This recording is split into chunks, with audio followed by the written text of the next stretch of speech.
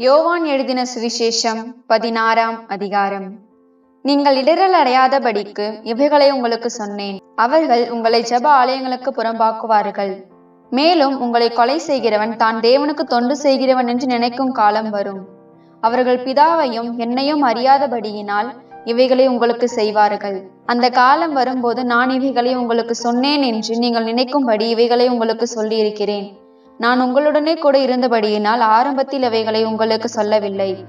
இப்பொழுது நான் என்னை அனுப்பினரிடத்திற்கு போகிறேன். எங்கே போகிறீர் என்று உங்களில் ஒருவனும் என்னை கேட்கவில்லை. ஆனாலும் நான் இவைகளை உங்களுக்கு சொன்னதினால் உங்கள் இருதயம் துக்கத்தால் நிறைந்திருக்கிறது. நான் உங்களுக்கு உண்மையை சொல்லுகிறேன். நான் போகிறது உங்களுக்கு பிரயோஜனமாயிருக்கும். நான் போகாதிருந்தால் தேற்றரவாளன் உங்களிடத்தில் வரார். நான் போவேனே ஆகில் அவரை உங்களிடத்திற்கு அனுப்புவேன். அவர் வந்து பாவத்தை குறித்தும் நீதியை குறித்தும் நியாய தீர்ப்பை குறித்தும் உலகத்தை கண்டித்து உணர்த்துவார். அவர்கள் என்னை விசுவாசியாதபடியினாலே பாவத்தை குறித்தும், நீங்கள் இனி என்னை காணாதபடிக்கு நான் என் பிதாவினிடத்திற்கு போகிறபடியினாலே நீதியை குறித்தும், இந்த உலகத்தின் அதிபதி நியாய தீர்க்கப்பட்டதினாலே நியாய தீர்ப்பை குறித்தும் கண்டித்து உணர்த்துவார். இன்னும் அநேக காரியங்களை நான் உங்களுக்கு சொல்ல வேண்டியதா இருக்கிறது. அவைகளை நீங்கள் இப்பொழுது தாங்க மாட்டீர்கள். சத்திய ஆவியாகிய அவர் வரும்போது சகல சத்தியத்திற்குள்ளும் உங்களை நடத்துவார். அவர் தம்முடைய சுயமாய் பேசாமல் தாம் கேள்விப்பட்டவைகள் யாவையும் சொல்லி வரப்போகிற காரியங்களை உங்களுக்கு அறிவிப்பார். அவர் என்னுடையதில் எடுத்து உங்களுக்கு அறிவிப்பதினால் என்னை மகிமைப்படுத்துவார். பிதாவினுடையவைகள் யாவும் என்னுடையவைகள், அதனாலே அவர் என்னுடையதில் எடுத்து உங்களுக்கு அறிவிப்பார் என்றேன். நான் பிதாவினிடத்திற்கு போகிறபடியினால் கொஞ்ச காலத்திலே என்னை காணாதிருப்பீர்கள், மறுபடியும் கொஞ்ச காலத்திலே என்னை காண்பீர்கள் என்றார். அப்பொழுது அவருடைய சீஷரில் சிலர், நான் பிதாவினிடத்திற்கு போகிறபடியினால் கொஞ்ச காலத்திலே என்னை காணாதிருப்பீர்கள் என்றும் மறுபடியும் கொஞ்ச காலத்திலே என்னை காண்பீர்கள் என்றும் அவர் நம்முடனே சொல்லுகிறதின் கருத்தென்ன என்று தங்களுக்குள்ளே பேசிக்கொண்டதும் அன்றி, கொஞ்ச காலம் என்கிறாரே, இதென்ன? அவர் சொல்லுகிறது இன்னதென்று நமக்கு விளங்கவில்லையே என்றார்கள். அதை குறித்து தம்மிடத்தில் கேட்கும்படி அவர்கள் விரும்புகிறது இயேசு அறிந்து அவர்களை நோக்கி, கொஞ்ச காலத்திலே என்னை காணாதிருப்பீர்கள், மறுபடியும் கொஞ்ச காலத்திலே என்னை காண்பீர்கள் என்று நான் சொன்னதை குறித்து நீங்கள் உங்களுக்குள்ளே விசாரிக்கிறீர்களோ?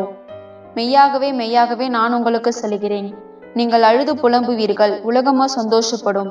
நீங்கள் துக்கப்படுவீர்கள், ஆனாலும் உங்கள் துக்கம் சந்தோஷமாக மாறும். ஸ்திரீயானவளுக்கு பிரசவ காலம் வந்திருக்கும் போது அவள் துக்கம் அடைகிறாள். பிள்ளை பெற்றவுடனே ஒரு மனுஷன் உலகத்தில் பிறந்தான் என்கிற சந்தோஷத்தினால் அப்புறம் உபத்திரவத்தை நினையாள். அதுபோல நீங்களும் இப்பொழுது துக்கம் அடைந்திருக்கிறீர்கள். நான் மறுபடியும் உங்களை காண்பேன். அப்பொழுது உங்கள் இருதயம் சந்தோஷப்படும். உங்கள் சந்தோஷத்தை ஒருவனும் உங்களிடத்திலிருந்து எடுத்து போட மாட்டான். அந்த நாளிலே நீங்கள் என்னிடத்தில் ஒன்றும் கேட்க மாட்டீர்கள்.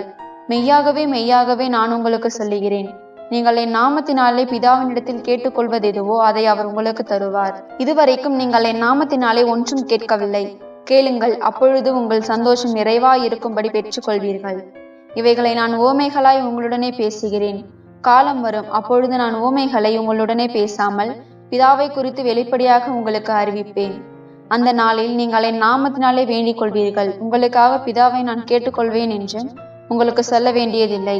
நீங்கள் என்னை சிநேகித்து நான் தேவனிடத்திலிருந்து புறப்பட்டு வந்தேன் என்று விசுவாசிக்கிறபடியினால் பிதா தாமே உங்களை சிநேகிக்கிறார்.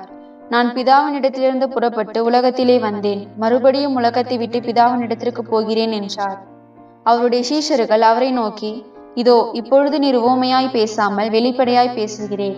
நீர் எல்லாவற்றையும் அறிந்திருக்கிறீர் என்றும் ஒருவன் உம்மை வினாவ வேண்டுவதில்லை என்றும் இப்பொழுது அறிந்திருக்கிறோம். இதனாலே நீர் தேவனிடத்திலிருந்து வந்தீர் என்று விசுவாசிக்கிறோம் என்றார்கள். இயேசு அவர்களுக்கு பிரதியுத்தரமாக, இப்பொழுது நீங்கள் விசுவாசிக்கிறீர்கள். இதோ நீங்கள் சிதறுண்டு அவனவன் தன் தன் இடத்துக்கு போய் என்னை தனியே விட்டு விடும் காலம் வரும். அது இப்பொழுது வந்திருக்கிறது. ஆனாலும் நான் தனித்திறேன், பிதா என்னுடனே கூட இருக்கிறார். என்னிடத்தில் உங்களுக்கு சமாதானம் உண்டாயிருக்கும் பொருட்டு இவைகளை உங்களுக்கு சொன்னேன். உலகத்தில் உங்களுக்கு உபத்திரவம் உண்டு, ஆனாலும் திறன் கொள்ளுங்கள், நான் உலகத்தை ஜெயித்தேன் என்றார்.